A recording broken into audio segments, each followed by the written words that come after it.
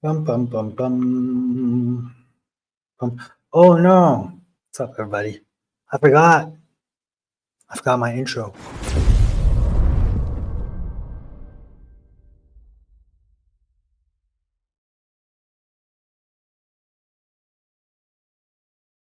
Peace.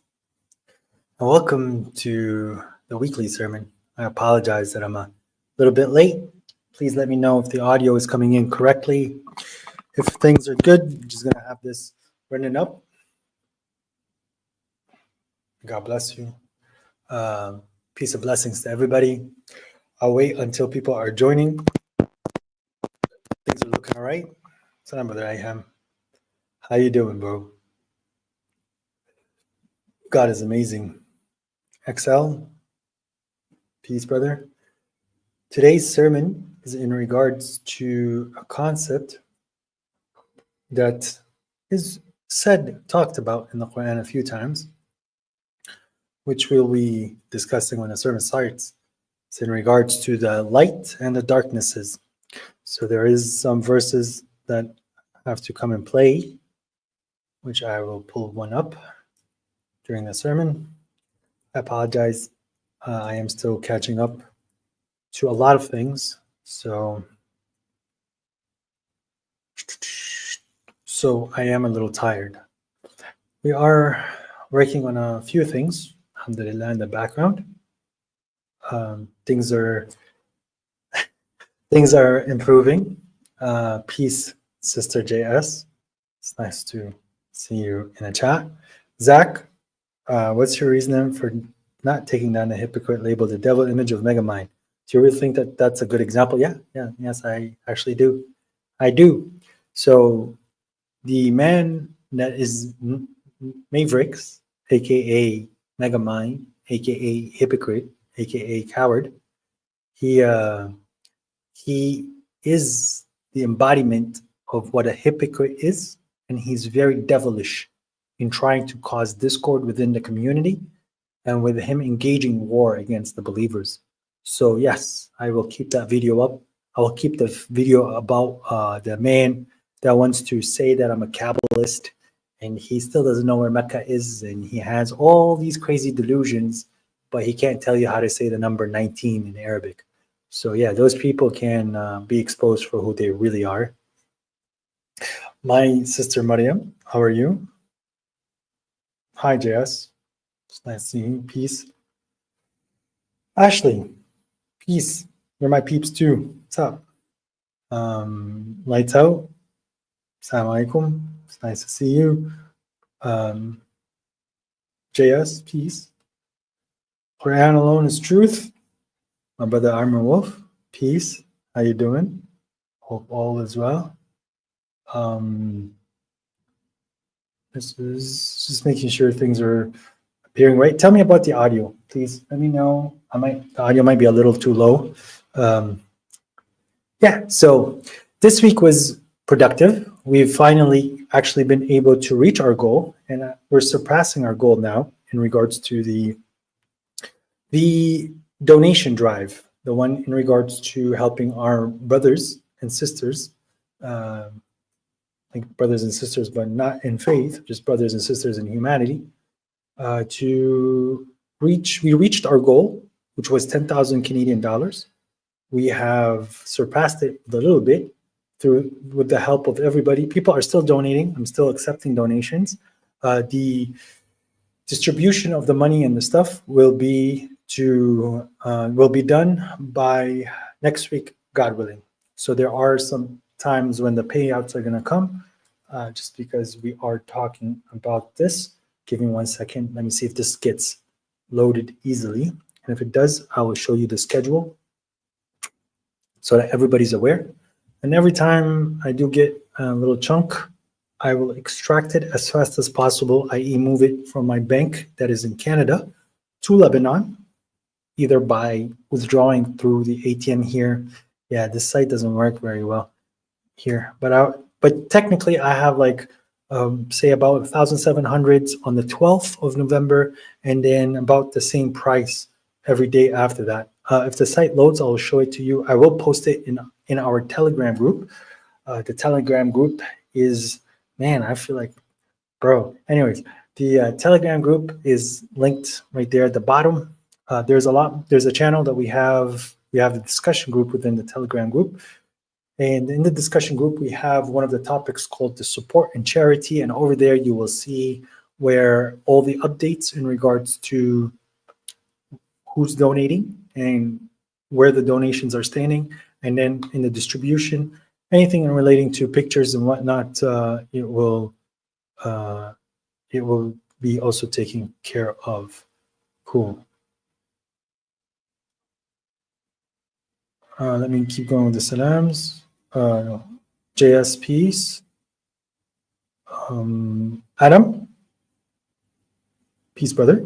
Salam. Thank you, Ashley. Appreciate you. Munshi, peace. ATVV, peace. ATTV, peace. And yeah, so I am about to get started maybe in the next minute or so.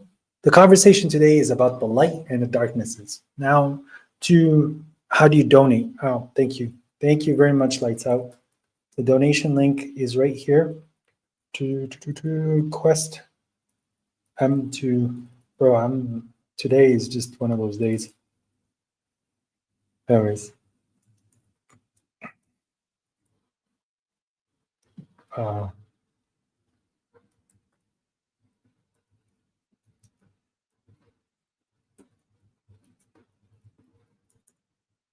Okay, so yeah, so having troubles connecting. Uh-oh.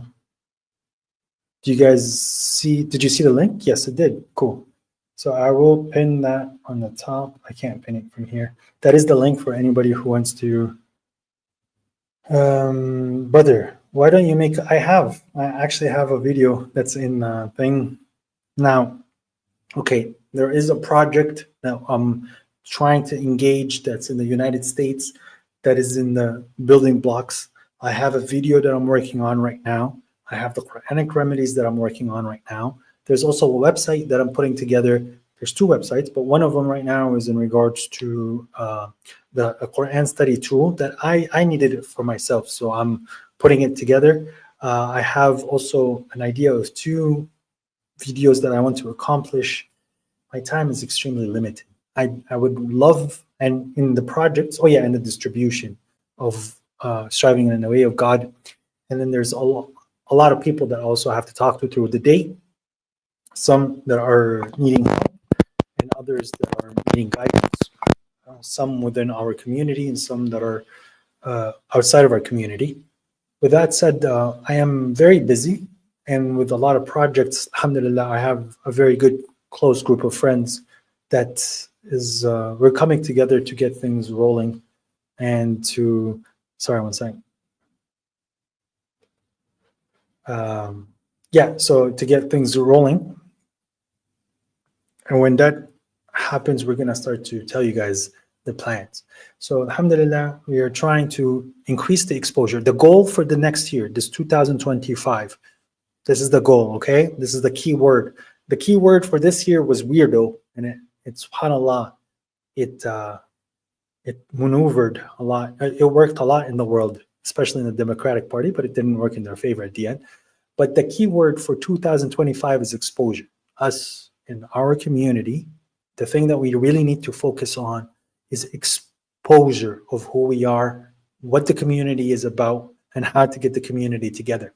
Because if God is going to reignite this community of believers and submitters, we really want to be the ones who are leading the pact, because when it starts to become something big, a lot of people will come, as God says, when God's victory comes and you see the people coming in God's religion in folds, then exalt your Lord and ask for forgiveness, because God is extremely forgiving and repentful.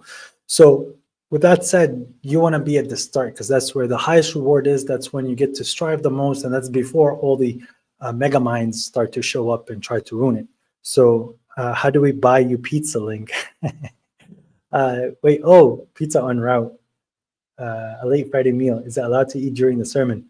The eating is for at different times. Thank you, Brother Light Out. If you really want to buy me a pizza, what was it?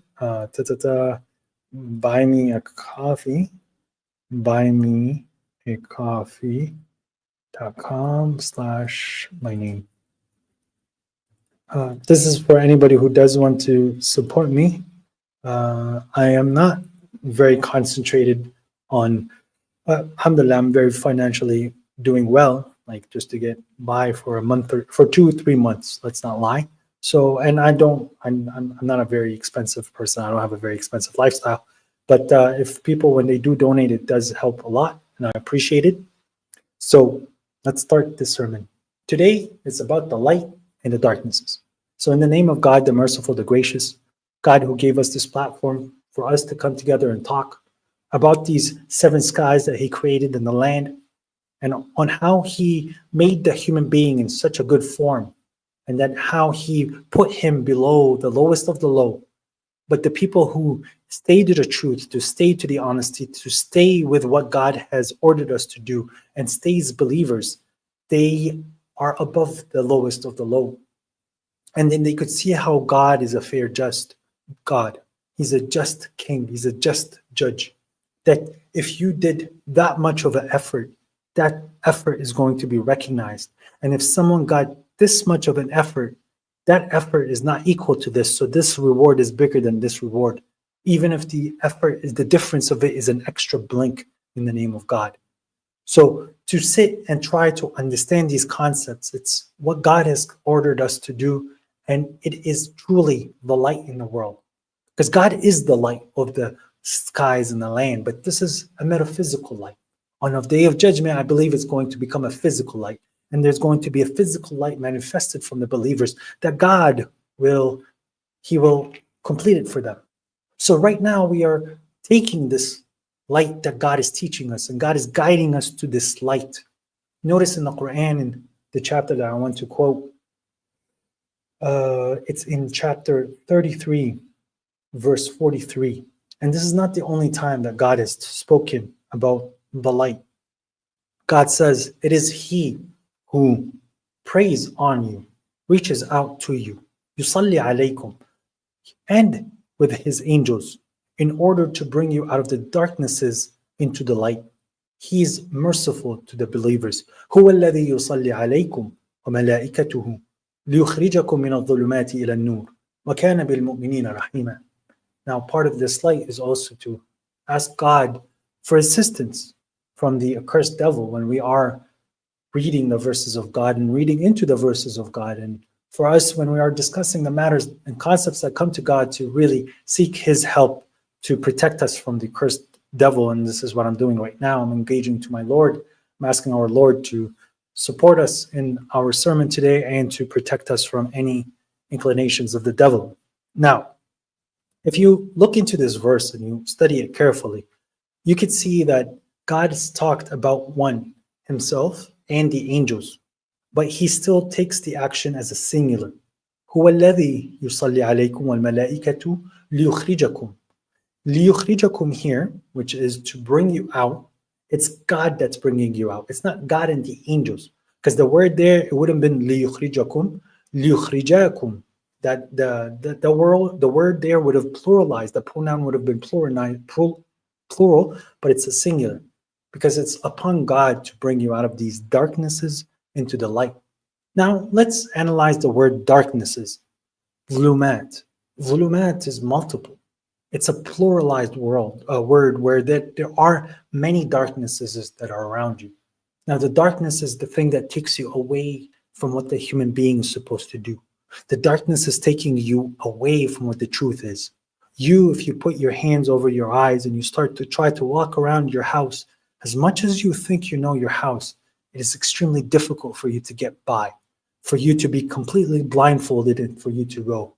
And all you need to do is to spin twice really fast and then stop halfway through, and you really now lost your orientation, and you really are in a darkness where you need help to get by where you need to get by, or it's going to be extremely difficult and for you to get into your senses. But this is when you know that the environment around you, the house that's around you. But what if you don't know the environment? What if you're in the darkness of a place that you've never visited before? That you were thrown in the forest, you were blindfolded, You can't take off your blindfold and walk. How is your life going to be in that moment, that fear, that recognition of what's going on? Now, obviously, a lot of people are walking in that darkness without realizing it because they got used to this darkness, thinking that they're smart, thinking that they got it. Because in the way that they're feeling around, they felt that there's other people with them. And it feels like there's a lot of people in this forest. So the voice of other people is keeping them company. But they forgot that they actually don't see the reality that's in front of them. And the funny part is when you're explaining to them that you're actually in darkness, they might recognize it, but they just go back to the group think that they're in. Now, the thing about the darkness is that we as human beings, we try to avoid the darkness. It is much nicer when we're seeing the light. The only time we appreciate the darkness is when we want to sleep or relax, right? That's when we want our eyes to take a break, not when we're walking and moving. But with God, we're not really in a moment of relaxing and just taking it easy and taking a break. We're in a moment of striving. And the striving happens during the day. That's really when the world and the society is moving forward. And the night, the society is asleep. Yes, there are jobs that are done at night, and there are people that sleep in the morning. But this is not the general understanding of how the human being works, nor is it the understanding of how the majority of the creatures of God work. We need the light that God has put in the sky for us, the beautiful sun that God has placed in the skies for us to see what we need to do and how we need to approach our day and expand on it. Now, God does say that he and his angels, he preys on us. He's helping us to understand this word, the world around us. And he's helping us make connections in our minds on what to do and what not to do. And it takes us out from these darknesses. And these darknesses are concepts. We could even say like things like Western democracy, communism, fascism, parties, certain parties in the world, politics, gender issues, family issues, where you're dedicating yourself to tribalism, to racism, to all these ideas that cause you to be in darkness because you are now fighting what God has ordered you to do, i.e., for example, to be a single human community, right? Now, God is helping you make the connections that you do through prayer, okay? So prayer is the tool, the connection is the result, and people are connecting things in their mind, like this connects here, that connects here, and that's obviously a form of intelligence. So God is helping you make the connections in your mind so that you make the right decisions, which brings you in the light. Someone right now is oppressing me. I can sit here and go into the darkness and think about how terrible that human being is and how bad my life is. And I am not a lucky person and nothing ever goes my way. And I'm going through my history in my mind and I'm connecting as many times as I can where I failed because life just dealt me a very unfair chance. That I'm in a very terrible position. I don't deserve this and I deserve better. This train of thinking is literally what darkness is, because you are pulling yourself down into a way where you're not acknowledging that God is aware of what you're going through, that you're not acknowledging that this is the time of patience. Now, somebody who's in light, that people can recognize the light when they are insulted. They take it in a way where it is lighthearted, that it does not really affect them. If their Lord is insulted, if their messengers are insulted, this is something else. But if they are insulted in a way, they use it, they treat it with a way where they look like the victor without having to get down to the person's level. This, we all appreciate it as someone who is well, somebody who's good, somebody who is a positive character, a positive person in the society. Now, these people that act in that way, we clearly see that this person is upon light. This person has a spark. He's illuminated, and I'm sorry for the word, but that's where the word comes from. It's when you recognize the truth, the actual truth, the reality. You, your sight, your mind, the way that you handle your life, it is much different than the majority of you around you, where you become illuminated to the truth. As you see in a lot of cartoons and a lot of shows, that when a person gets an idea, what's the idea represented by? A light bulb, like a light turns on. The light is always expressed as the truth, or the light is always expressed as the idea that makes us, or the idea that is the solution. Now, what is the solution to all our problems? God. Because this is something that I tell the closest people to me, the people that are having issues in their life, people that I recognize, and don't take these personal, whoever, if anyone's listening, there's many people. I recognize that they have a train of thought that is usually negative, that they go into negativity. What if this is bad? What if that happens and that is bad? And this happened and this is bad. So the result of their thought is always negative. Oh, I am not a very good person. Bad thought. I'm not worthy of this. Bad thought. I'm not a happy person. Bad thought. I could be doing better and I'm not. Oh, people don't want to talk to me. You get it. These are all negative thoughts that are putting you down, taking you into darkness. But the solution is to add God to those thoughts. How? I'm not deserving this. But God but God says I deserve it because it's right here in front of me, right? So if you have something, or I'm not a very good person, but God will make me better. Okay, now you're taking the negativity, you're adding God, and God is an extremely positive and good God, so you're capable of changing the thing. I really hurt the person, and I'm a very terrible human being, but my God is forgiving if I'm going to make something if I'm going to fix my error.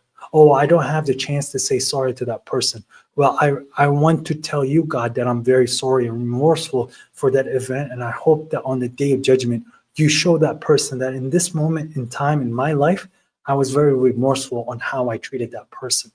That is how light works. Okay, now we can take it to the highest level, the level of political influence, because a political influence is going to dictate much of what the community is going to undertake.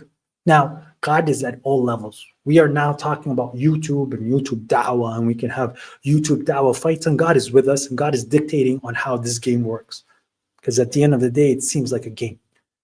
In the music, God is there as well, where people are throwing lyrics at each other, and they're trying to take influence of people's minds and trying to become a celebrity. God is there, and there's rules to the game, and there's people that are believing, there's people that are disbelieving.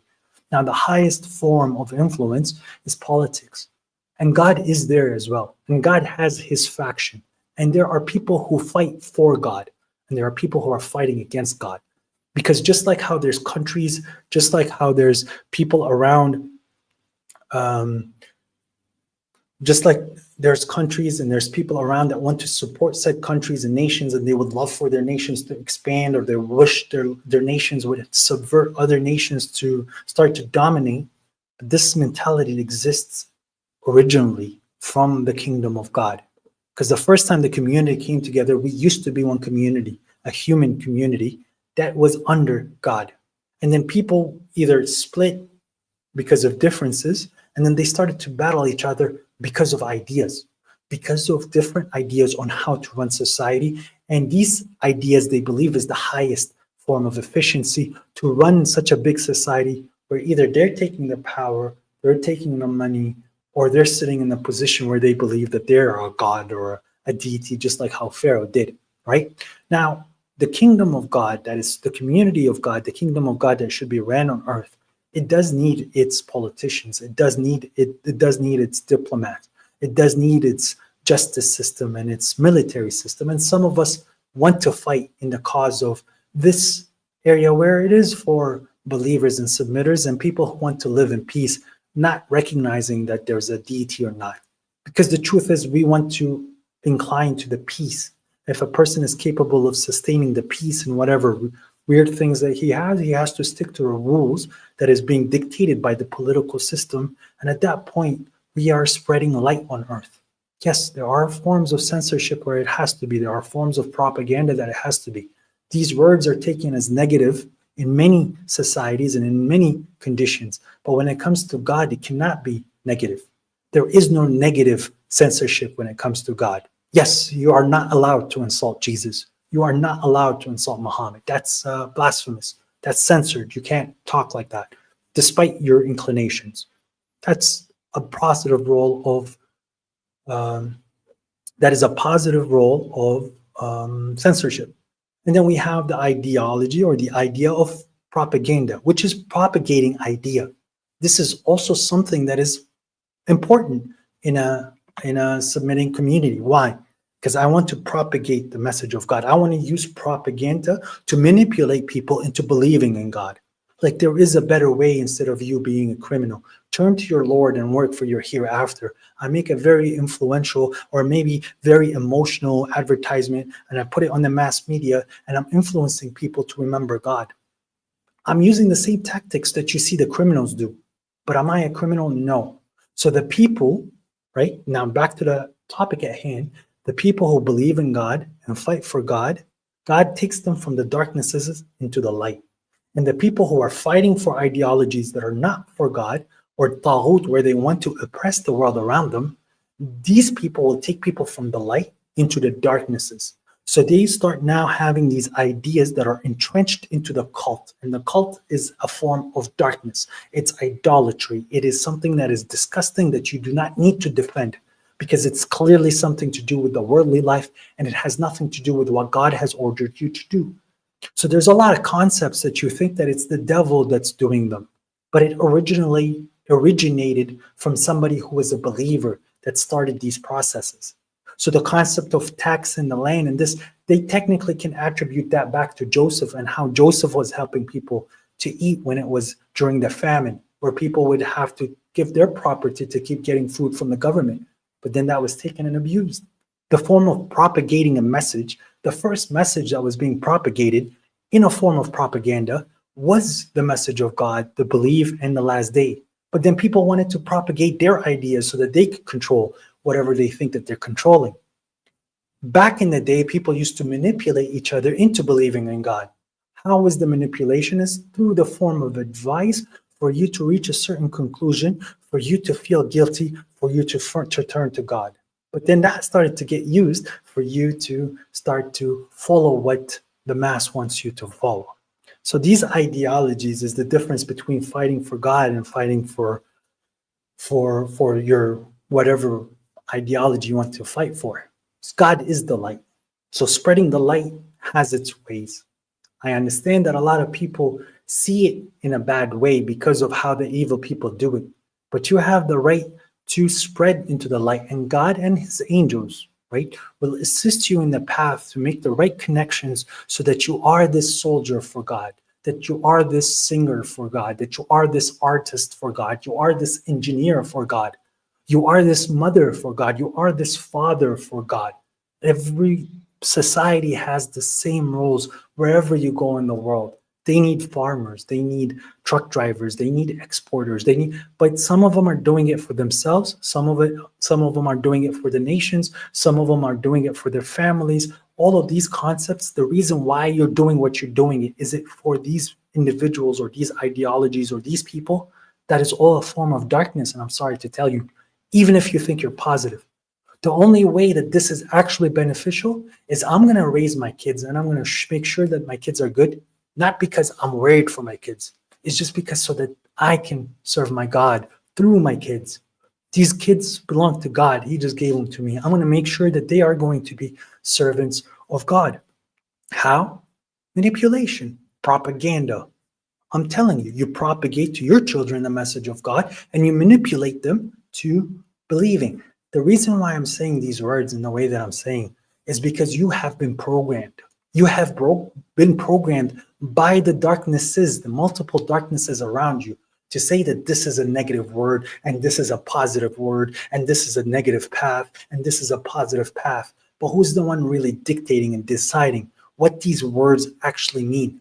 The word manipulation means to change. God manipulates you from the darknesses into the light. And the evil people, they manipulate you from the light into the darknesses, right? So you need to always keep these concepts in mind where you are under a subversion force. The world around you, everyone is always trying to subvert you. That is the way of nature. The lion is trying to subvert all the other lions around him until under his rule. I am the one who's dominating. You want to challenge me? It's a physical fight. If I physically beat you, I have successfully subverted you. You are now below me. Now, in the human being, most of the fight, the majority, the big portion of the fight is done intellectually. The devil is trying to subvert you with his ideology, and you are trying to subvert the masses with your exegesis of who God is. Now, the reason why Abraham was so successful is because his definition of God was the closest to what the light truly is for the human being. He was so close to the light that he was capable of understanding the people in front of him in a way that is very empathetic, but he was so sure of his perspective and his definition and his view of God and what that meant to the human being, that he was capable of spreading in a way that was extraordinary. He's still spreading. His ideology is still existing. But how many ideologies and histories that were demonic in nature, that was about the worldly life, that was about societies thinking that they're secular, they've disappeared. They are no longer around. How many have not withstood the test of time? The concept of submitting to God, that is the only concept that will survive. Western democracy will go away. Communism will go away. Socialism will go away. Marxism will go away. All of these are technically forms of religion. I understand that people think that religion is only got attached to God. No, religion is the basis of law that people are following, but religion is also understood that it has a Lord, a lawmaker, right? So in Arabic, for us, the word deen is something that you're indebted to. Deen, which we translate as religion, is something that you're indebted to. But what are you indebted to? To the law that you've subscribed to. So if I am going to go with the king and he is going to have his laws, I would have to follow the law of the king. And now I am in debt, as long as I'm under the king's ownership, to the laws that he has put. It's the model that I want to follow. Now, these are the differences between recognizing the light and recognizing the darknesses. Because these top level concepts that I'm talking about, I understand it sounds very political, but these topics is exactly what is actually pushing you. This is what's driving the society around you, from your banking system, from your voting system, if you have a voting system, from your governmental systems, from your like the law protocol. All of these things that are making the fabric of society, these are all influenced by the major thing that is trying to subvert you. We are always under the influence of someone trying to subvert us, whether it's an external nation or whether it's the devil. But if you're going to think of it as an external nation that is not about God, then it is the devil.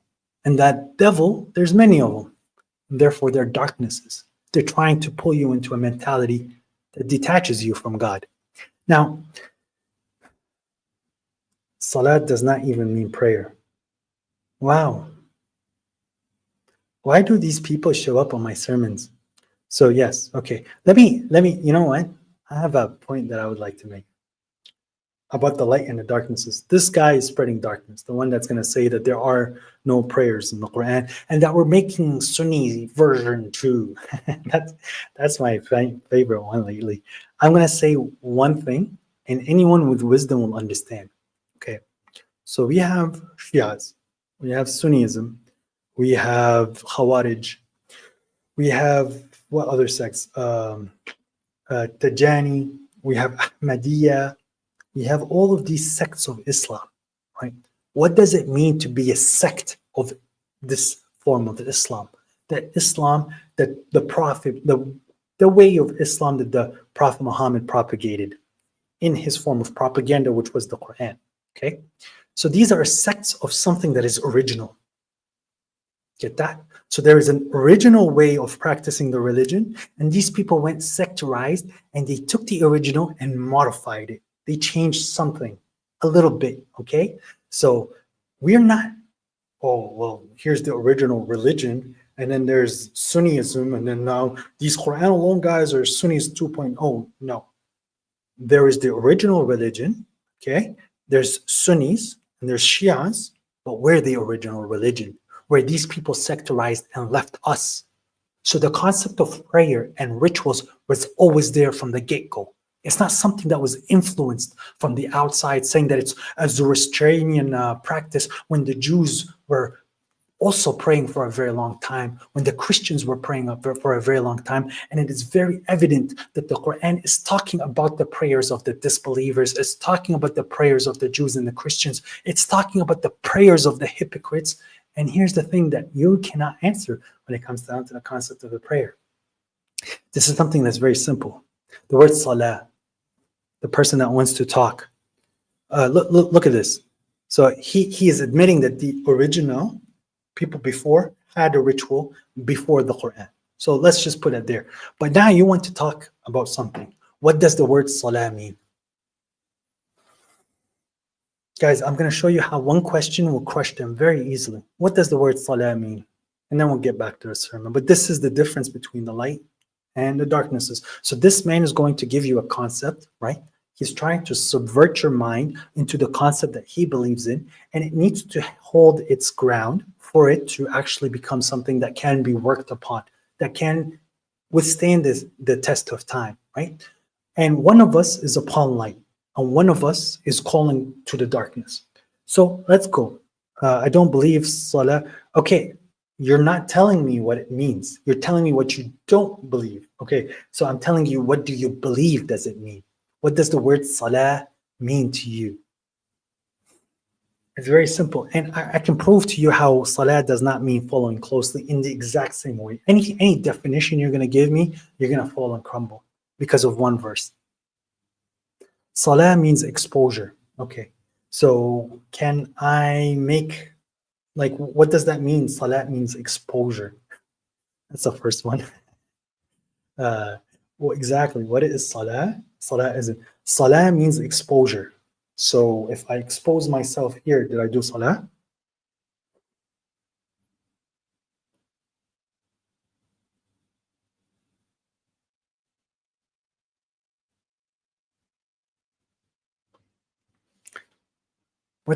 Come on, what does salah mean? What does exposure mean?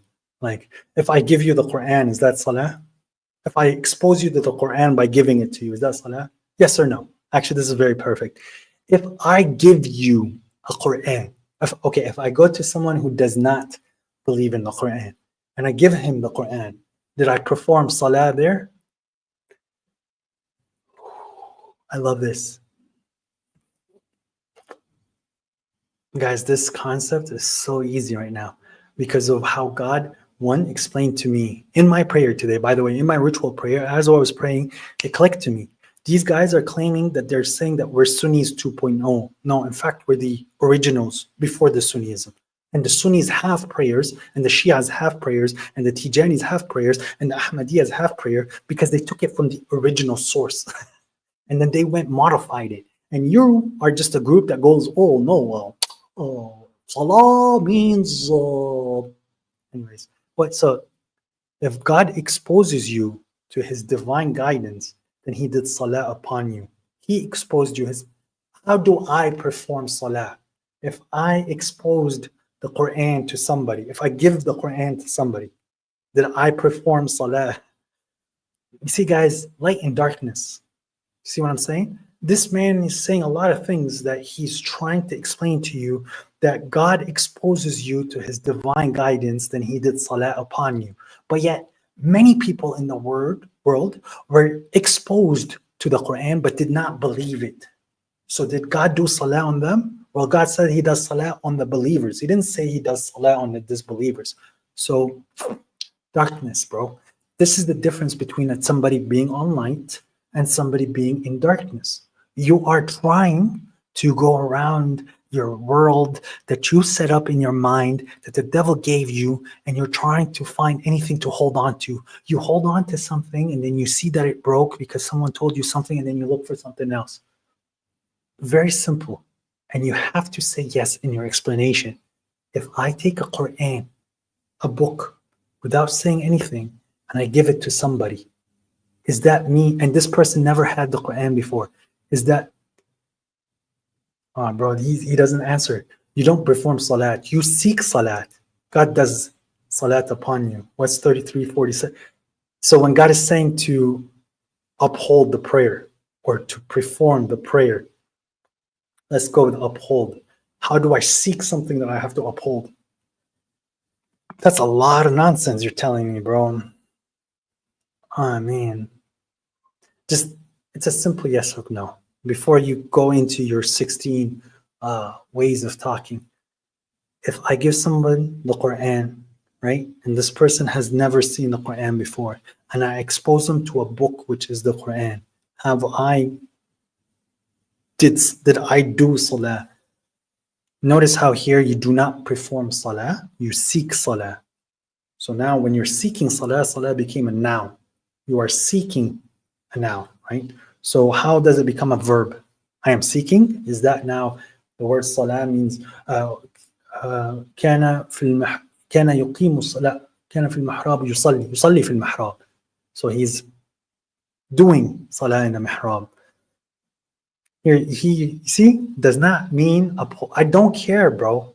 You are making your own definition. I asked you for a simple question.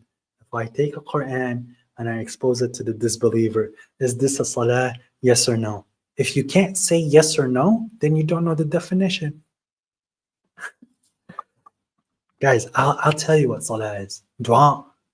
That's literally, it's a specialized form of dua, calling, right?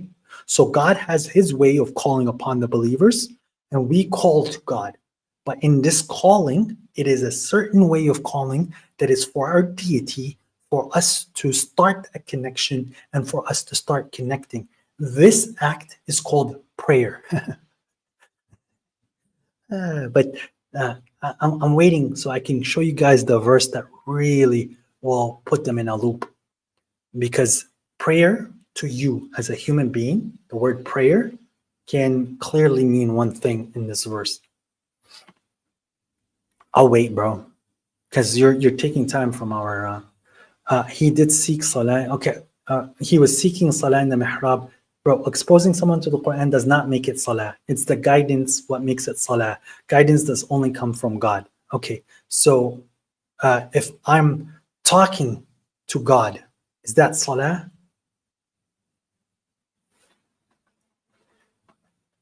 Look, the Quran doesn't guide you guys. The Quran can't help you.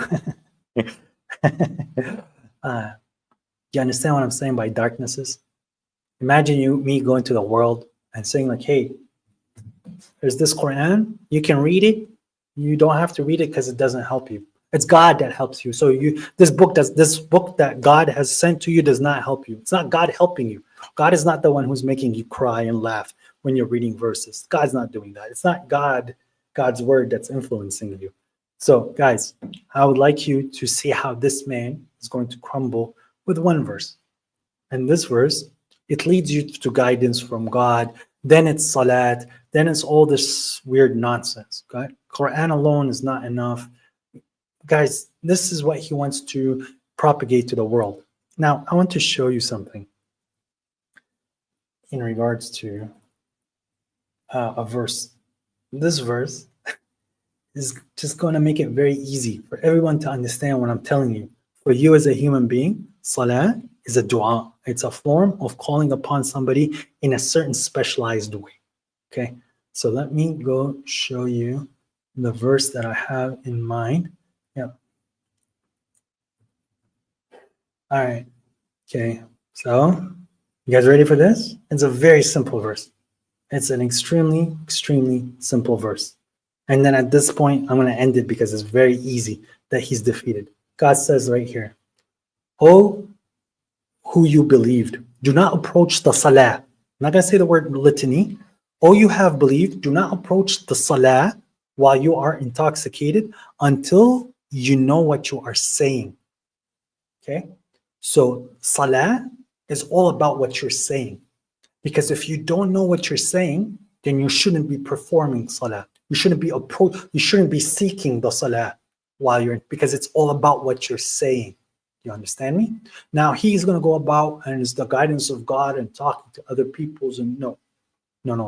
Okay, because we have to do the salah for the dhikr of God. So here it's very clear that salah is very heavily dependent on speaking.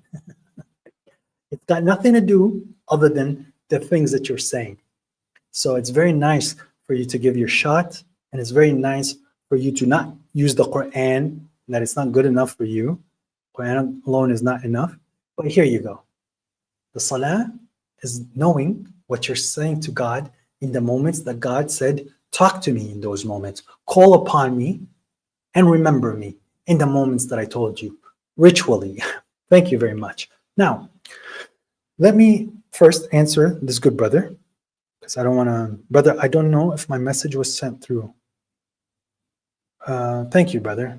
I didn't see the message. Brother, I don't know if my message went through. I was listening to your beautiful sermon. Don't get distracted by someone who didn't come to listen but to quail, my brother. Respect for your patience. Thank you. Brother, I really appreciate those comments, and thank you very much for the money. It's very well accepted from you, and may God forgive you in the world and the hereafter. Brother, the reason why I have to answer these people is it is part of the sermon to me, because when it comes down to propagating ideas, it happens at every level, even in your own household. When you become a father, or if you're a son, or you have siblings, you all want to dictate on how the ship is going to be moving forward, right? But there is the way of light and there is the way of darknesses, which can be many ways. So unfortunately, I had to use him as an scapegoat because he's going through as many paths of darknesses that he needed. Now, to get back to the original point, God has been praying upon us. God was doing his salah on us with the angels, which is something that is constantly happening to the believer to get us to the conclusions that we need to conclude, right? For us to be able to beat the competition. I don't expect everyone in my chat group to end up being politicians and leaders and sitting on the really big stage of influencing the masses. But you, in the world that you're around, even if you have 4 friends, you are capable of influencing those people. And God is helping you reach conclusions into try to bring people together, into trying to tell people to do things that are good, into trying to appreciate the message of God. For me, I learned this, and this is personal. I'm going to help you with what I've experienced from my Lord. Now, God is the biggest. God, and the word وَرَبُّكَ فَكَبِّرْ. So like your God, like make him even more dominating, make him even more bigger in your mind. So whatever concept, as I said, Abraham had a very strong concept and a very strong definition of who God is. For me, this is something that I love to explore without crossing lines into the unseen. It's things that are, in my opinion, illogical and mathematical in explaining the greatness of God. So God is a concept that's infinite. So the definition of God has to be, not the definition itself, but God's definition is infinite, right? So he has no start, he has no end, he has no boundaries. This is a very huge entity. Now he's engulfed everything. I cannot picture him, but he knows me very well, right? Now, the bigger the picture I can build of my Lord, the closer I am to the light, because I'm magnifying my Lord to a degree that makes me extremely small. But this gratitude, this remembrance, this dhikr of my Lord, because I'm expressing such loyalty, such sincerity, because I'm painting such an amazing big picture of my Lord, the person in front of me that did not have these thoughts, it's difficult for him to compete. Why? Because I've attached myself to a concept that is much, much bigger than what he attached to. Yes, it's very similar to that weird movie, The Matrix, that people are attaching to this matrix that's a lie. Okay, but there are many matrices, which are many darknesses, but there's the one true matrix, which is the light. Now, the more you get connected and the higher you go up in your mind with your definition of your Lord, and then you start to reflect that in the world around you, people start to listen to you because you are not a liar. You are speaking from the heart. You're speaking the truth. You get to a point, and as I'm not trying to show off, you can open your mouth and you start to speak, and everything that's coming from your mind, it seems like it's already been dictated because you've connected to the thing that you learned how to connect to, and you just start to speak the truth. It comes from your soul, from your spirit, because you are completely honest to yourself in what you're seeing, and you can start to sense when you're being dishonest or when you're starting to ponder or make things up on the spot. You can sense that, and people can sense that as well. But when you start to open up and you speak freely, you sense that God and the angels, He's helping you to get to the conclusions that you need to get so that you can stay in that lightness that God has, the light that God has bestowed upon you, His light.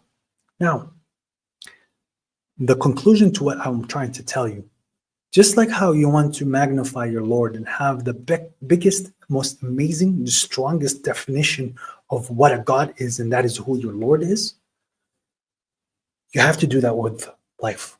You have to do that on earth. This is the people who are sitting on very big stages. They've learned this concept. Guys, I'm telling you, not a secret. This is something that you can explain it as much as you want, but it's something that needs to click in somebody by God's grace for you to climb a certain ladder, okay? You need to see the biggest picture of earth, of the human being. You need to be able to get to the biggest picture of how the human reacts, how the human acts, and how society should handle. You need to sit in that level in your mind and ponder about it with God, of course, in the picture, and start solving these solutions. These are not things that you will achieve in a week or 2 weeks. This is, I'm telling you, as you're walking in the path of light, you can achieve in 5 to 10 years in this practice. You could sit in a very level where you're thinking about the banking system. Yeah, I can't influence it. I'm not the one who's capable of influencing it. But then I start to try to understand their darknesses, and I try to fix it on how the light would fix it. Why? How God would want us to run a banking system. Why? Because it's a form of practicing your religion, and who knows, maybe God would put you in a position where if you did reach the right conclusion and the way that you're expressing the conclusion from the light, you are capable of making that difference. So this is why I sometimes come back and I start to talk about, I usually end up talking about politics because my mind is sitting there. I am observing. I understand that when Putin is saying the word Russia, he means Russia as an idea. Russia is an entity to him. That if Russia could be a person, it is a person, and he's part of Russia, and he's speaking what Russia would say. So he built a collective, and he called that Russia, and he's playing what Russia is in the history of Russia and how Russia is moving around the world. And he's very strong at this concept, this collective. When people say, I am Israel, it's the exact same mentality, that there's a history for my seed. I am representing what my father is. My father is Israel. I am Israel.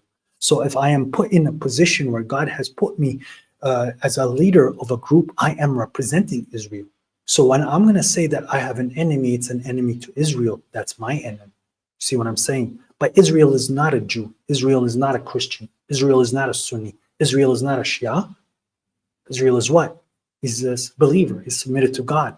So I can now manifest this idea and this collective in my mind, and you start to connect these ideas. And if it's accepted from you, this is the important part. If it's accepted from you because you've reached the right conclusion, then you get to take a portion of it. As Zechariah said to his Lord, let me have a seed so that he would inherit from Ali Yaqub, from the family of Jacob. Okay.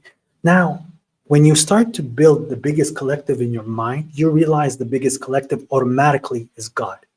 That is the light. So I might have went a little bit too deep in this sermon, but I do want to leave with the point, and let's take it down to the most simplest fact. God has told us how we should be reacting with the poorest of the poor and the richest of the rich.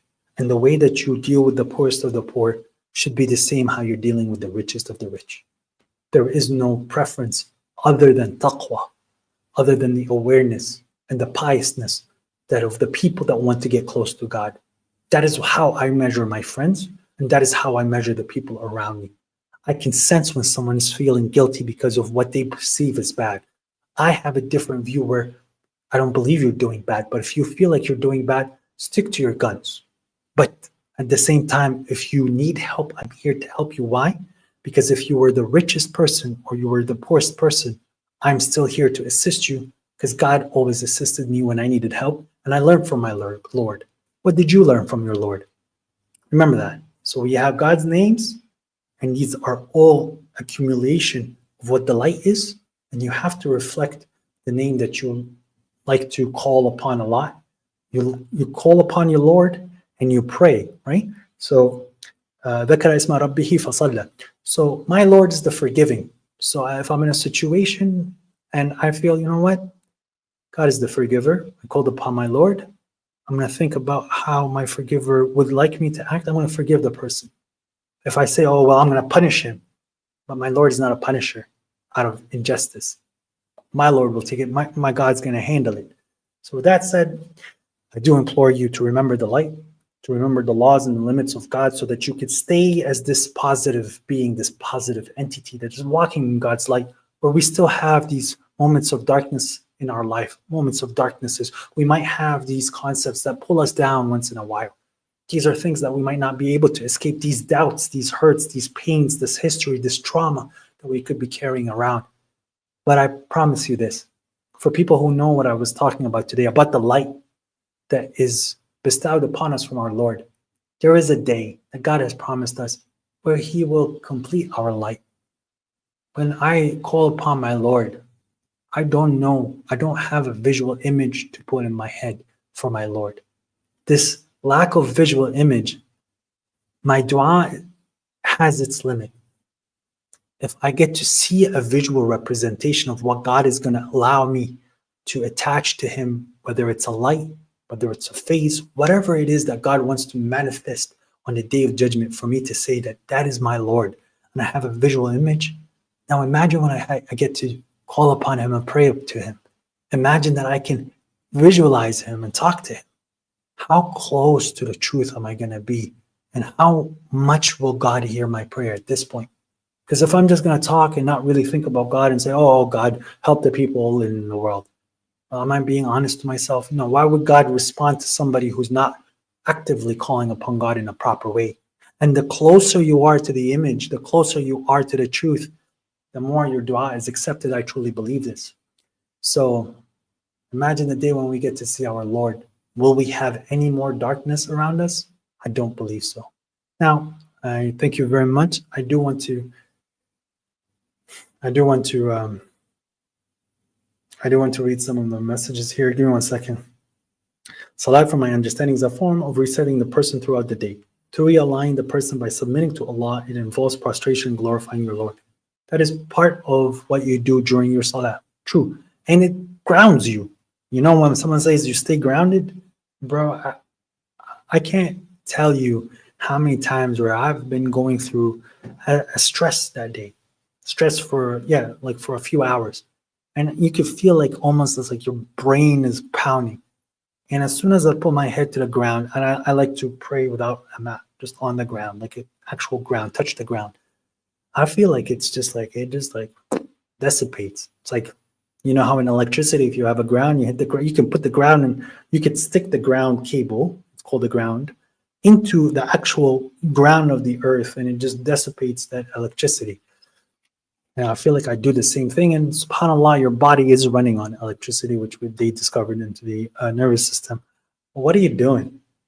Thank you very much, Mariam. May God forgive you in the world and the hereafter. I appreciate it. Don't drive me mad right now, but thank you. And I appreciate it. Be aware, and God forgive you in the world and the hereafter as well. And thank you for donating to my cause, to my mission. I do pray that maybe someday I can see some of my ideas that God has taught me manifest in the world. I do think about a lot of things. SubhanAllah, I've been put in very weird circumstances where I got to express my ideas to governments, to agencies, and they definitely didn't think I was crazy or wrong or manipulated or a megamind. So people who are handling a lot of a lot of responsibilities.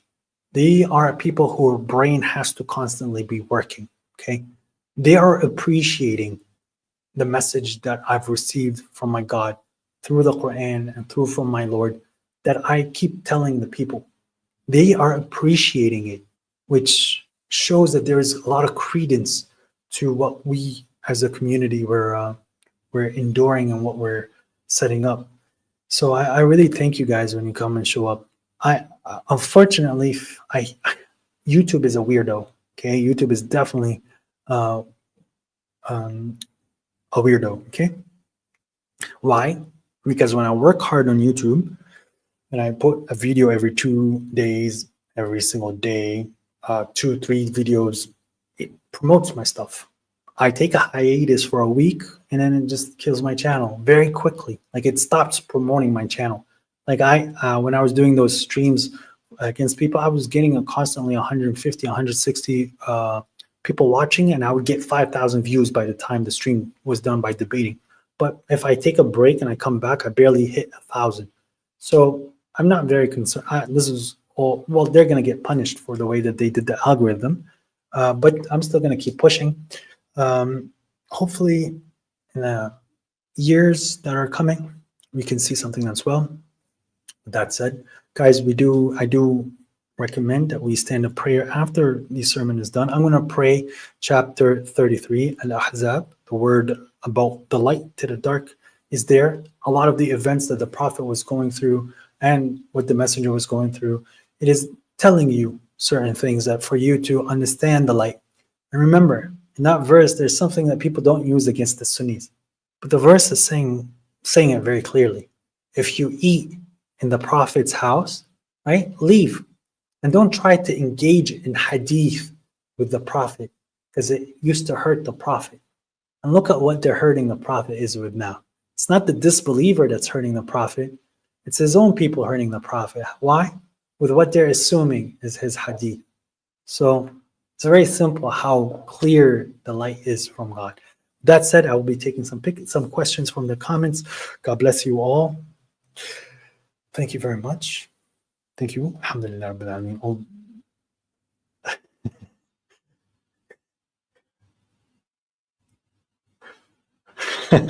Some people are very awesome. Okay, I will answer you if we can. Let me just go through the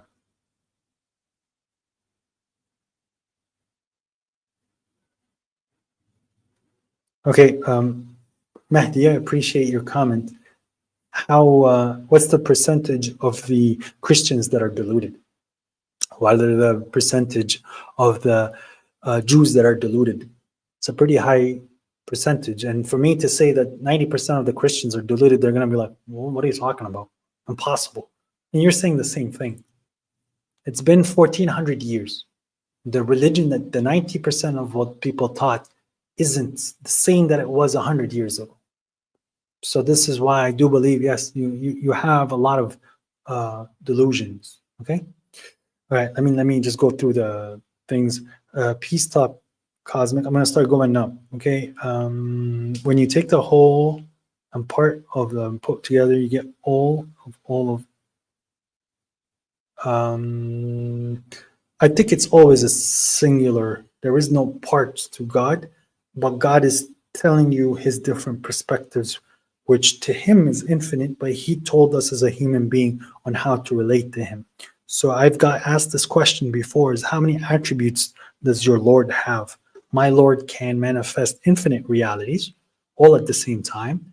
And I am aware of this reality that he manifested, and he is the reality. And in this reality, he put attributes to the definition of what a God is that I need to understand. But it could have been an infinite choice of what he wanted to choose for himself. So God is infinite, right? But he did put a limited creation around us, and I am a limited creation, and therefore there's attributes that would apply, attributes of God that would apply that I would understand. There are obviously attributes that I will not understand because God has a lot more attributes in this world that we would know. Is it actually haram to shake a non-haram's hand or hug him? Or hug is not haram, shaking the hand is not haram. Kissing the cheek, I would say this is crossing a line because kissing is a consumption. You kissing somebody, you're consuming something from them. But hugging and shaking the hand is not haram. Touching the person is touching the person. But your thoughts, that's between you and your Lord, and you should keep your thoughts pure. Some thoughts you can't handle, but there's thoughts you should not exercise. And then there's things you definitely don't get close to. Okay. Thank you, Brother Mahdi. Please answer me, brother. Okay, Raykan. Thank you for being patient. Let me find your question. Raykan. How do you reconcile your views about the qira'at in the verse 41, 42? Falsehood cannot enter from or from behind it. Please consider 41, the previous verse to it, as it talks about the dhikr. Okay, so the qira'at is people reading what the falsehood cannot go in and outside of it. So if I write a statement and people are reading it a little differently, it does not mean it's not preserved. It means that people are not capable of reading it in the same style of tongue or the same dialect. Okay, so people had different ways of reading it, which got transferred to the consonant, the QCT, the Quranic consonant text. But with that said, okay, God says that He is protecting the dhikr, the remembrance. If that word was added in a qira'ah, which is not okay, they shouldn't have not added huwa, right? It does not change the meaning in any way. It's still the exact same meaning. It's still the exact same remembrance when I'm remembering my God. So there is no falsehood that came into the Quran. There is no falsehood that ever will come into the Quran, and nobody added verses or removed verses. The way that people are trying to test us is to say that, like, because there's diacritics now, that the Quran has been changed. No, God says that He's preserving the remembrance, the memory. The memory is there. So we're good. And I have a whole video on this if you want to check on my channel. Because the disunited people, did not have descendants. Mary did not have descendants. She was the messenger addressed by an angel. Mary was not a messenger.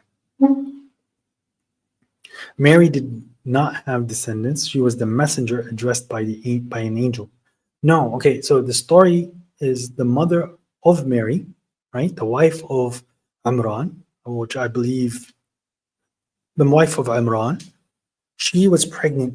She said, God, whatever's in my stomach, I want to give to you. I.e., whatever's in my stomach, I want them to be a messenger or a prophet. I want them to work for you. I dedicate them to you, okay? And then she gave birth and she was like, oh no, God, it's a girl. It's a daughter. God was very aware that it's a daughter. But why did she say, oh no, it's a daughter, right? It's because she cannot be a messenger. She cannot be a prophet. She cannot go into the world the way that the mother of Mary wanted her baby to do so.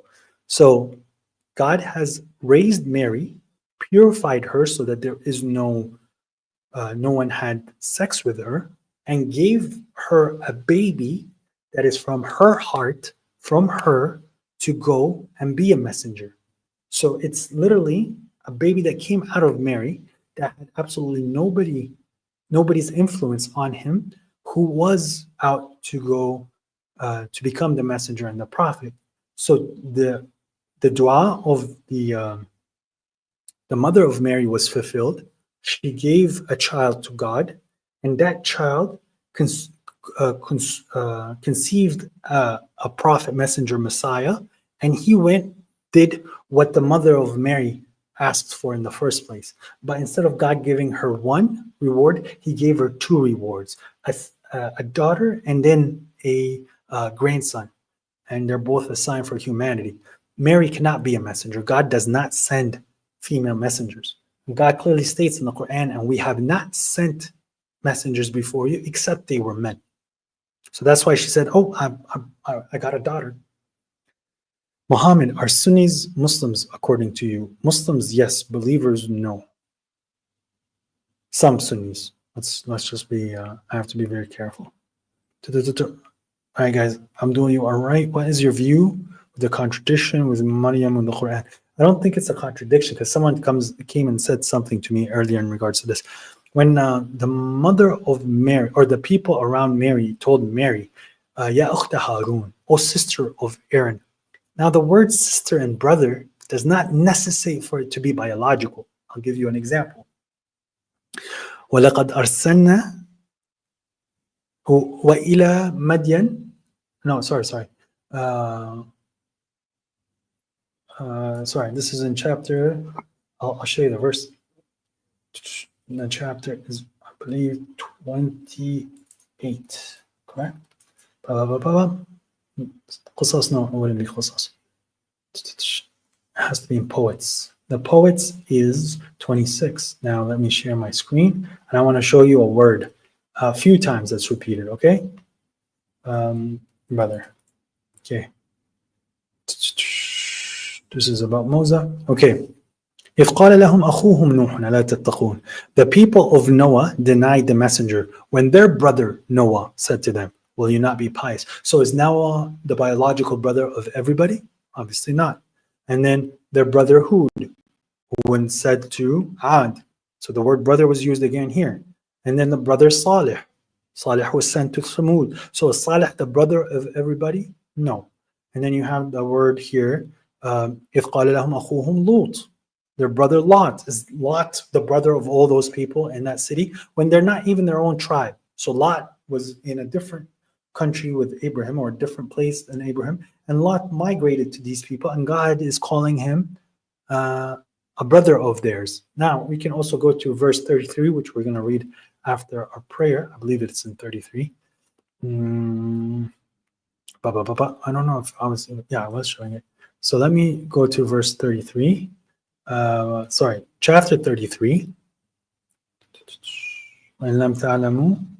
So call them, the adopted children, by their fathers. It is more equitable in front of God. But if you do not know their fathers, then they are your brethren in religion. They are your brothers in religion. So you can have a brother in your religion, and this is literally someone who's younger than you. This is an adopted son. All right, so how are these now brothers in religion, brothers in like your community, and it's not biological? So here in the story of Mary, right, they're saying you committed, you did a whorish action. You're the sister of Harun, the sister of Aaron, the high priest, the messenger, the prophet who propagated the message of God that you follow. That's what they're meaning by the sister of Harun. Okay, so I hope that helps. God bless you, bro. God bless you again. I have a lot to ask you this stream. Hopefully you can answer. I'm going to go down. I'm going to see, bro. I'm going to try lights out, yes, but useless sermon as he... Lights out, yes, but it's useless sermon as he's misleading people. Oh, thank you, Abdul. No, you're not making sense. I like Ali, bro. You know why? Because he's going to be a good example on a day of judgment on people we're going to witness against. It's actually haram to shake a non... Is it actually... Okay, I answered this. So we answered this. A good reminder to truly read all messages of persons before engaging. Inshallah. Okay, let's go. Makes sense. God bless you, brother. Can you condemn Israel for mass murdering Muslims? I condemn the Zionists. I condemn Zionists 100% for the injustice that they've unleashed in the Middle East for many, many years, for decades, almost a century now. I condemn Zionists for stealing the name Israel. I condemn the Zionists for unleashing this war, this cancer, this subversion, this fake propaganda that they have committed in the Middle East. I condemn the Zionists for taking the Holy Land and turning it into the capital of homosexuality, of lewd action, of fakeness, of drugs, of deplorable, stupid way of living. So I do condemn the Zionists, but not all Jews are Zionists. And not all Zionists are Jews. We have Zionist Arab leaders in this day and age. They're definitely not Jews. The concept of Zionism likes to attach itself to Jews. But a proper Jew, okay, a proper Jew can recognize that their own books is saying you're not allowed to have a Zionist mentality because you are not allowed to have a land. You're not allowed to have a state until the Messiah appears. the Messiah did appear. It's Jesus. You rejected him, so you have to wait for your Messiah that doesn't come. No, this is not true, bro. Now you're just being weird, bro. That's not true. All Jews are calling for murder of Muslims. That's not true. Yeah, that's not true. Yeah, I get who you are, bro. Yeah, if you think I'm sitting here defending Jews, then you're an idiot. But Jews have the right to exist, just like how Christians have the right to exist, just like how Sunnis have the right to exist. What a weirdo, man. There's like no.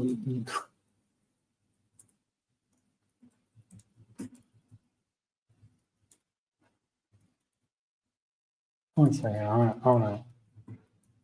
wanna humiliate this guy. Right. Yeah. So this is obviously. I'm gonna show you a picture where I'm obviously here promoting a fake AI picture. I wonder what you're gonna say about this. This is definitely a AI picture, bro. Here, let me share this tab. Let me see. This is AI. These are obviously not Jews, right? These are obviously not Jews. These Jews that are against a Zionist state because they say it's against God's will for them to have a Zionist state right now. These are definitely all Jews that want us died. I really hate people who have no idea what they're saying. As God says, the words of God are amazing. When God tells you that kabara muqtinas, it's like a big hatred for God and the believers when someone is debating and arguing without a book, without guidance, without a clear light, right? There's no guidance, there's no book, there's no thought. It's something that is very hated by the believers in God. Why? Because they just sit in a state of arrogance. And, well, ha ha ha ha. All Jews, lol. Like you're the idiot, bro. But I'm genuinely curious. Let me see, bro. Let me find it. My good brother G Unit. Is there a Quranic way to get rid of higher up jinns and afri? I know some people who apparently open doors they cannot close. I always will believe be a devout Muslim and they perish. Okay, so the higher ups only arrive is when you really got to a point of disloyalty or you're really in the middle of a very bad battle. Okay, so the devil can only affect you and has authority over you if you're not showing sincerity and loyalty to God. So if you get an idea, let's assume it's a lustful idea and it's a fantasy in your head, and you keep playing around with that fantasy constantly at any point, and it becomes a habit that you do it daily, at that point, you and the jinn are very good friends because the jinn keeps giving you ideas of this fantasy and that you keep trying to run back to, despite whether you act upon it or not. Okay. Now, there's also people that sit and think about God in really stupid ways. They'll say stupid things about God and they'll say it, they really think it's true, and then they'll move on to the next point and they forgot what they said. But the devil sat and ran to them, made them say a lie about God, and then they carried on. Now, this is something that you experience with, like, you see, like, with people who smoke weed, people who smoke hard drugs, and they think they're religious. They'll sit there, they'll smoke their little puff, and then they'll go, "Oh, Mecca is in the middle of Earth. The Earth is flat. Mecca is in the North Pole. That's where Mecca is. Oh, wow, I'm kind of hungry. Go to the munch." But he really believed that crazy thought that he just pulled out of the air. But the devil was helping him make those connections. So now this man gets possessed.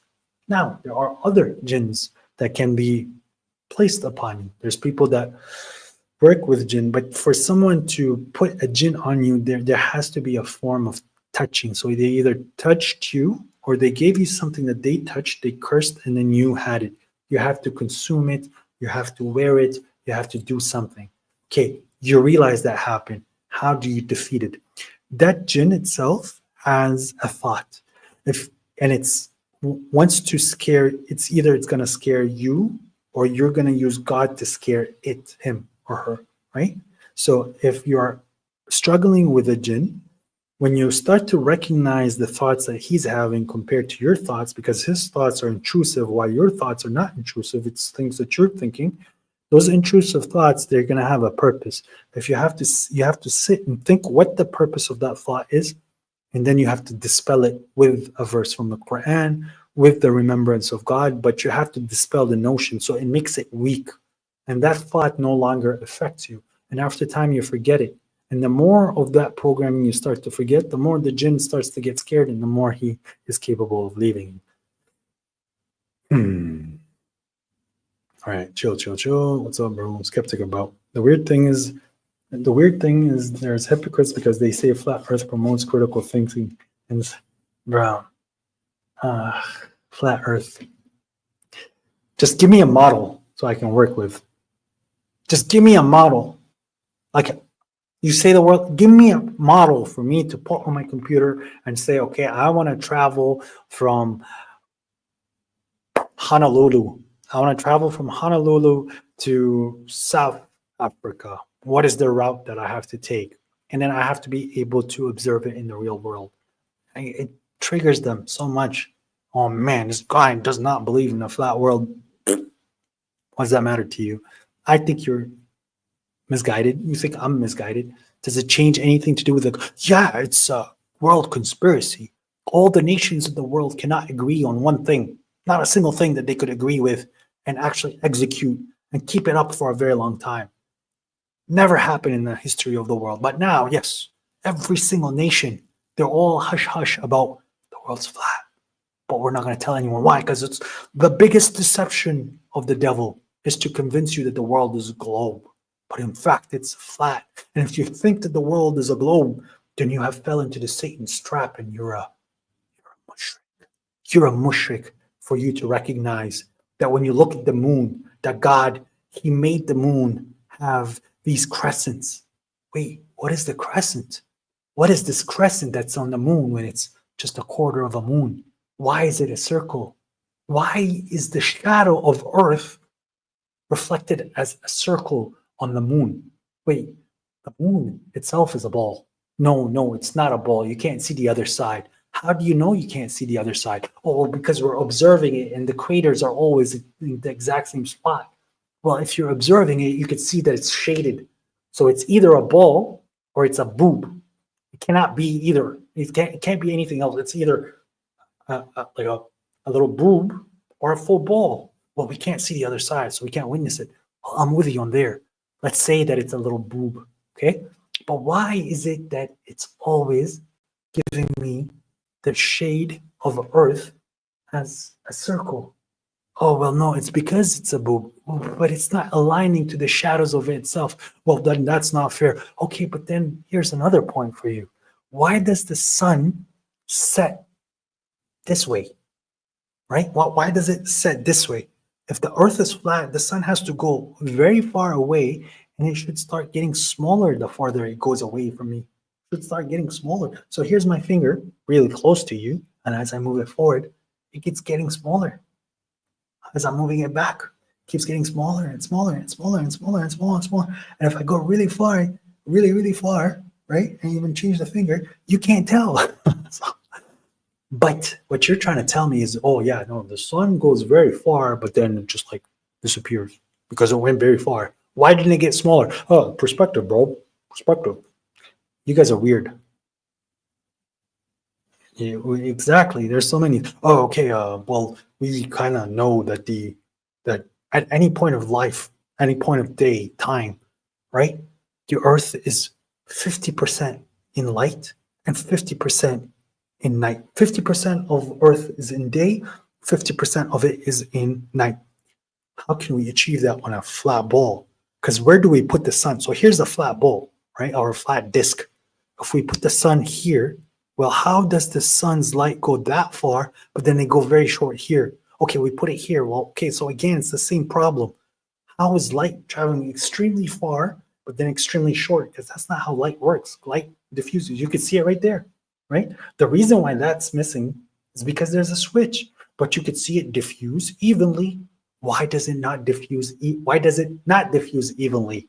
Oh, well, obviously, I don't know. There's no such thing as gravity. There's no such thing as that thing that pulls down the scale. That's electromagnetism. Excuse me? Excuse me? Yeah, so thank you. Thank you very much. This Abdul just answered the whole question. You want to think the world is flat? Bake me a cupcake. Oh no, sorry. Make me a pancake. Sorry. Make me a crepe and enjoy your flat crepe world. Okay. I, on the other hand, I will eat the apple. Oh, that's Romanati speak. I will eat the cherry and understand that it's a globe.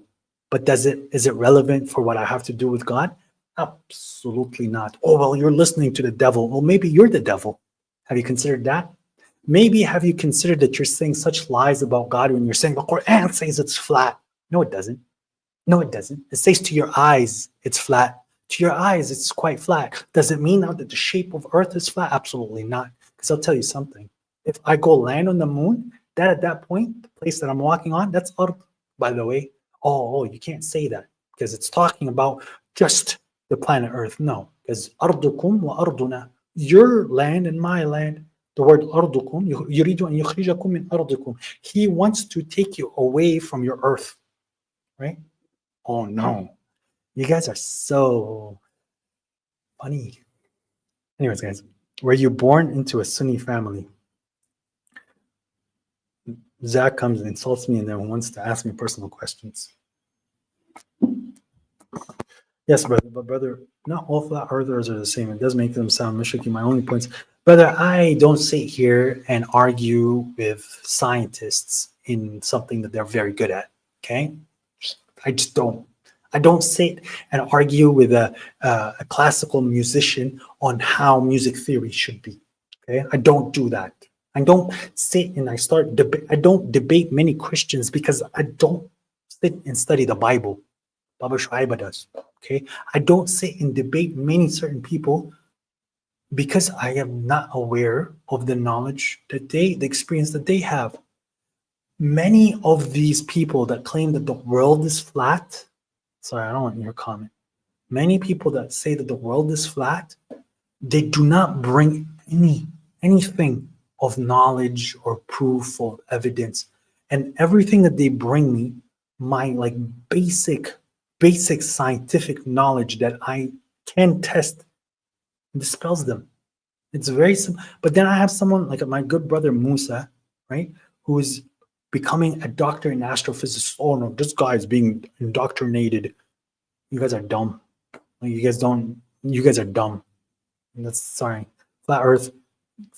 Boom. That's it. That's very true. And look, my Guerrera sister, she thinks the world is flat. I'll tell her, I think you're dumb. I don't think the world is flat. I think it's a globe. But I'm in the exact same position that she is. You want to talk about the flat Earth? You want to talk about a global conspiracy? You want to say that the world is a globe? You want to say the world is a have a boob? Whatever you want to say, cool. Let's talk about it. We can do that. You want to say, oh, you're a kafir for not believing that the world is a flat, man. It's a flat disc. It's a pancake. You love pizzas, and now you want to deny that the world is a pizza? Now you're a mushrik, you're a kafir? No, okay, now you just took it too far. Get away from me. You're just weird.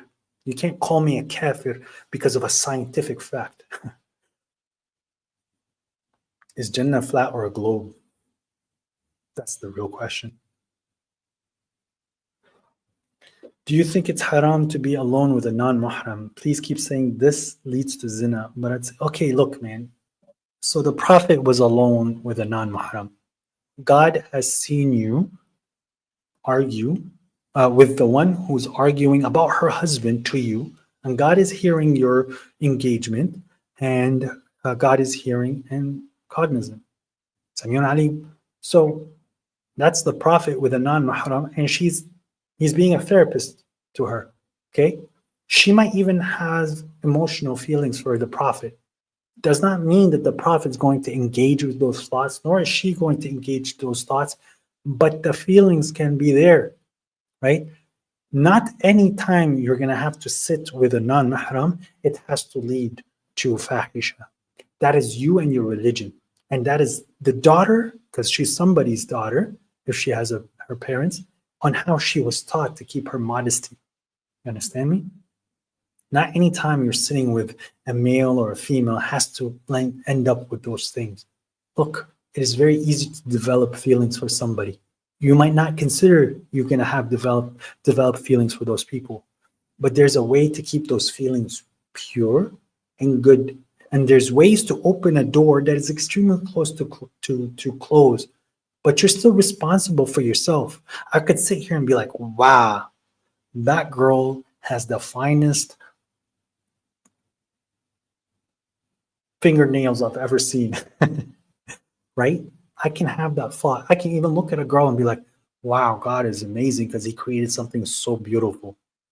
Right? One second.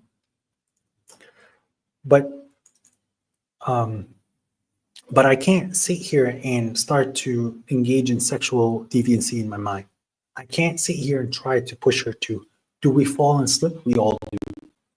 Okay? We all have errors when we are confronting non-mahrams. Right? It's like girls that are legal for us to get married to, but we are not engaging.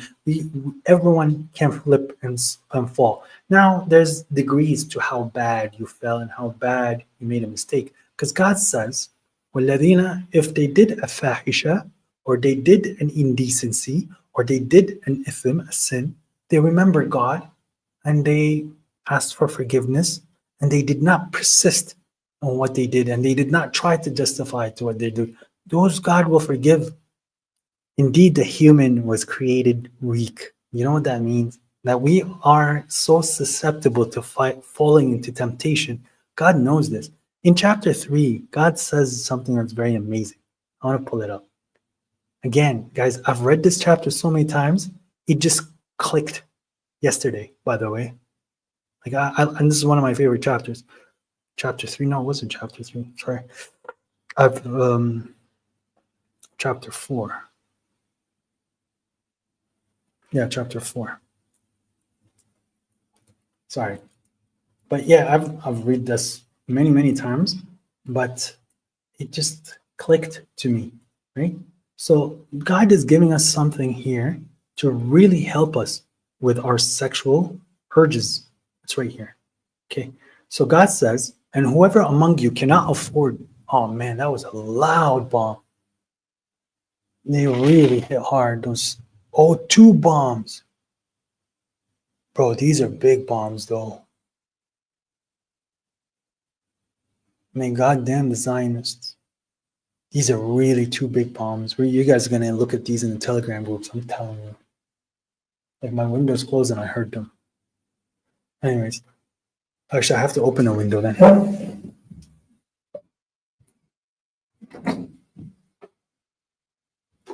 Remember this, when bombs are being dropped, you should open a window so the shock wave doesn't kill you. And it doesn't let the window fly into your face. Anyways, food for thoughts. All right, so God is saying here, whoever cannot afford to marry chaste believing women, right? Then from who you have oaths among young believing women, God is aware of your faith, give them their fees and service of chaste women, do not train them as fornicators nor as secret lovers. And God is telling you that you have to marry them with the permission of the family. He's giving you a way out, that you can't afford a full marriage, you can't pay a full meher. There's a way to write an oath, contract with someone who is of your age with the permission of their parents. So why? Because God tells you right here, God is intending to clarify you and to guide you to the example of those people before you and to forgive you. And God is omniscient and wise. So God knows us as young, dumb, and full of fun.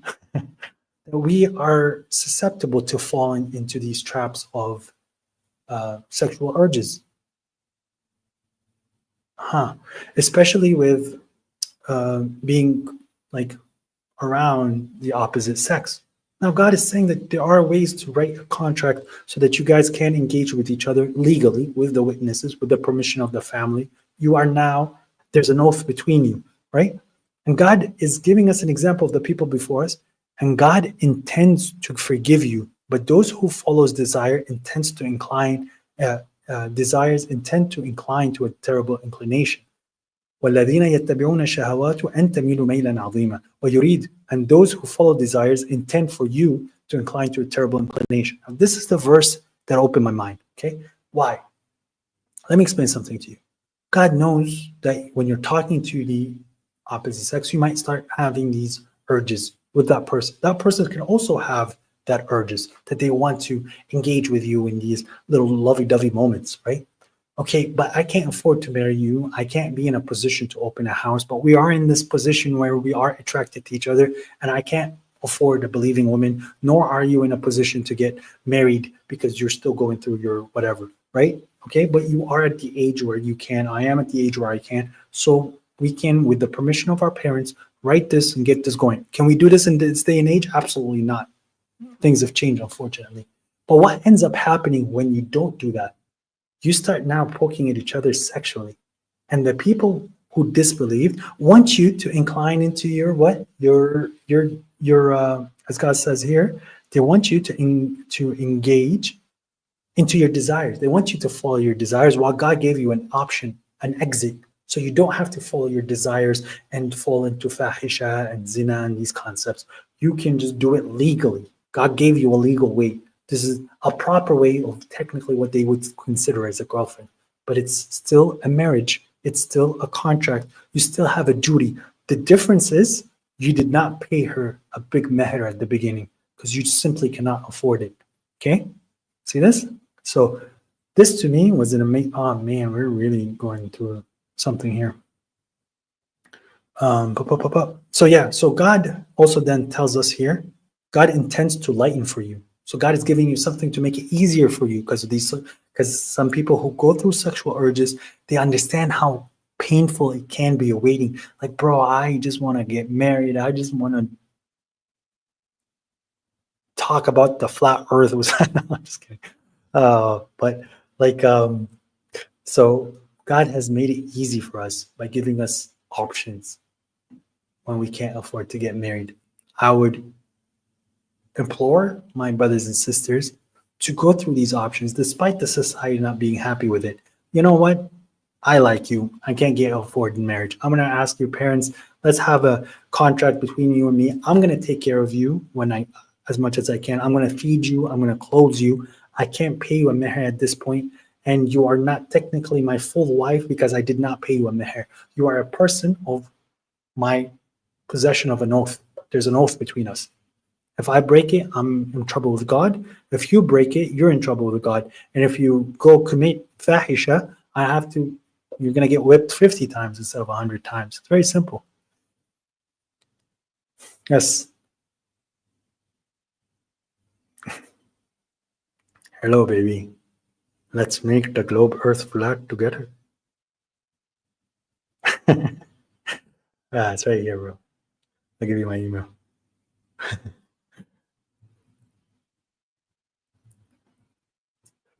No. Sorry, bro. It's .io. There it is. That's my email. If anyone wants to send me an email, it's right there. Yeah. La Guerrera. All right, I'm not gonna. This sister here, she's pretty awesome. I'm not gonna tell you who she is. She knows who she is. She's been fighting a lot for the Quran alone community for a very long time. So she's on a what's the term? One second. Ijazat Mujahid. Okay, a vacation of a Mujahid. So, can you please explain to me what are halal to eat and what haram to eat? Just for example, monkeys, tigers, insects, rats. You can eat them. Do you want to eat them? But you can eat them, right? God says that He gave you halal, bahimatil an'am. So there's the muftarisa and there's the bahima. Bahima, we use that word as like someone who's not very smart, not very sharp. He's a bahima, he's an idiot, right? So God says, halalakum bahimatil an'am. So here God is giving you the preference of the cow, the sheep, not the very what's the term? As I said, they're not the predators. But to eat a predator, you can. But how much meat are you going to get out of a cheetah? How much meat are you going to get out of a lion? Is it going to taste good? You want to hunt a lion? Be my guest, bro. But, oh, cattle. Right. So, cool. All right, guys. Hiatus. Ladies and gentlemen, we are wrapping up. I am going to stand a prayer, verse 33.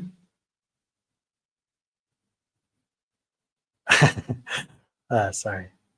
Yes, Brother Muhammad, I have two questions. Is the whole grave thing true? And did Abraham left Ishmael and his mother because Sarah told him, God bless?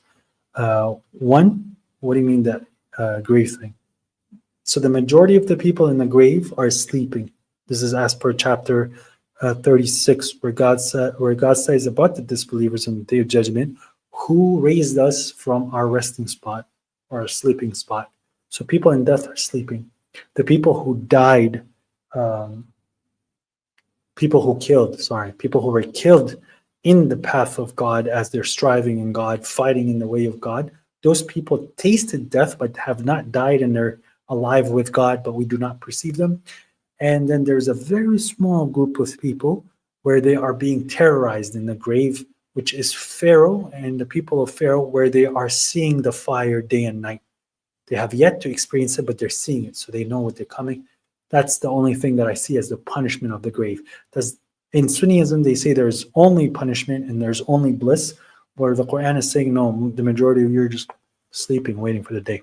Now, two, I don't believe so. I don't think Sarah was jealous of Hagar. I think God says that God is showing Abraham where he wanted the house to be, and he left his seed there so that they could take care of the house. Right. Okay, so the Telegram group is right here, bro. I'll add it. There's the Telegram group. Thank you. If Armor Wolf on their break. Okay, guys. I hope I answered as many questions as I could. I appreciate everyone who joined. I appreciate those who donated. Please, guys, one more time. Let's see if we can get more help for more families. This is the quest that I am on now in my striving here in Lebanon. So when the guy wants to say that I'm supporting, anyway, people are weird. There's no need to talk about weird things. Let me just put the boom. Okay, so this is our striving, which you can't see. Yes, so we are helping the displaced people in Syria, in Lebanon, right? We have reached our goal, but if we can get more, it will be beneficial for us. So there is a link that is on the screen for you. I finally was able to get, yeah, let me just make sure I don't want to show names. That's why, because these are private. Yeah, these are names. Let's not do that. Let me go balances, baby. There we go. This is, okay, so this is also going to be placed in the Telegram. I just want to make sure there's nobody's name. Okay, there is nobody's name. So here is the way that it's going to have the payout. So I'm going to take a picture of this. So you can see from the money that was donated on the 12th of November, I'm going to get this amount paid out minus the fees. So there's a small fee that I can't show you the fees because it tells you every transaction and has the people's names. And then on the 13th, I get this amount. On the 14th, I get this amount. On the 15th, I get this amount. And there's already one that has been sent, which also arrives at the 12th. So you can see the total is right here. That's already been, I just don't want to make sure. There we go. So yeah, this is better. So as you can see, I'm showing you when the money is going to arrive. And by the time on the 15th, as soon as it arrives in the bank, it would be donated right away. Thank you guys for tuning in, for joining. I love you all. And who are not believers, God forgo some of your sins and allow you to have at least an easier life. Take care, G-Unit. Appreciate it. Yeah, interesting on what you said in a non-Mahram part, because I lost my female cousin Thanks to sectarianism, I hate it when people assume I do the thing. That sucks, bro. You know, I'll tell you something. I want to tell you something. Okay. It is very easy for, okay, I don't know how to say this without being a weirdo. The door of attraction or the door of problems, I believe wholeheartedly, is more so in the hands of the girl than it is in the hands of the man. A man is a weirdo. He's okay to go down for the ride. But if a girl shows any slight possibility that she is willing to open a certain door, most men would engage in it. The men that are very close to God would recognize it. They would have the feelings, they would get the understanding, they would do things, and they would be like, no, I can't answer her, or I can't do this. Okay. And then there's girls that are very professional, that where they will not even give you the opportunity. They might have feelings for you, but they will not even give you the opportunity to know it, because they are professional in the way they're approaching their relationship with you. It can be funny, it can be a comedy and stuff. They might have feelings for you, but they will never show you any way of expressing it to you. This is, I believe, the strength for a girl. The girl opens the door, and girl can open the door and close the door. A guy can try and be persistent. I get that. But here's my advice for my sisters. Okay. If you really think that the person that you're talking to, that is a friend that you actually have a lot of feelings for, if you're not capable of controlling any lustful desires for that person, you can have desires, but if you cannot control the lustful urges, then one, you need to reevaluate yourself in the moment that you're doing. And sometimes it is good to disconnect for a little bit until you get control over those urges. Because I'm not a girl, I don't know how it works, but I think the urges is different based on a certain cycle, right? So sometimes it's very tough, sometimes it's very easy. But when it gets tough, that's when you should turn to your Lord, and instead of obsessing about the man, because I think it's easier I don't think it's easier. I think girls can fall into obsession, just like how men can fall into obsession. I don't have the statistics on who it's easier for. But if you are falling into obsession, at this point, you are not loving God as much as you are loving the person, because you're capable of thinking the person often, and you can think about the person for hours, and you see something and you just want to send it to the person. This obsession is unhealthy because it's taking away from the relationship of God. You're serving this friendly relationship more than you're serving your Lord. If you're capable of sitting with that friend for 3 or 4 hours, but you don't have the urge to just disconnect and go pray a little bit because you want to spend a few hours with God, then there's something wrong here. Especially if they're your friend and you don't have the desires to get married. But guys, you can also always cut the BS, as they say. Just go get married. If you're having these moments where you're both available, just get it done. There's no need to sit and plan for the whole world. Just get it done.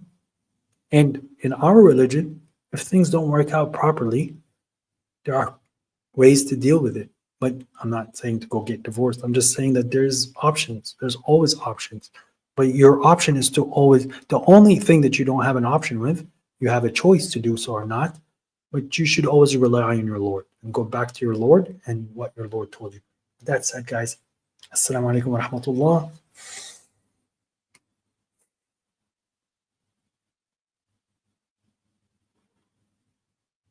Peace. Wait, Zachary, I just want to see something. One last question. I have read the verse that can be interred, will be exposed to the fire day and night. Yeah, I mentioned that, where the people of Pharaoh, the people of Pharaoh will be exposed to the fire day and night. That's in their grave. That's what I believe. All right, guys, peace and blessings upon you. Chapter 33, if you're going to pray, and I tell you to pray. Thank you for your support. Peace.